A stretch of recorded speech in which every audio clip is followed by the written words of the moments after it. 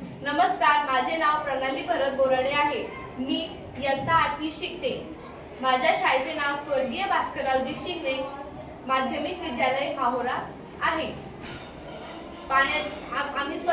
आम्ही पिण्याच्या पाण्यावरील समस्या काढल्या आहेत। ग्रामीण भागात महिलांना दूरवरून पाणी वाहून आणावे लागते।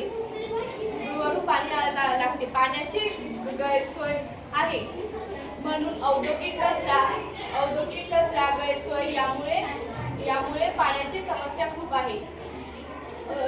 शेतीतील कीटकनाशके, खनिजे यामुळे पाणी दूषित होत आहे।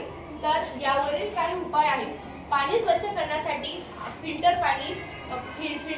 वापरले पाहिजे। त्यामुळे भूजल पातळी वाढते आणि वर्षभर पाण्याची उपलब्धता राहते।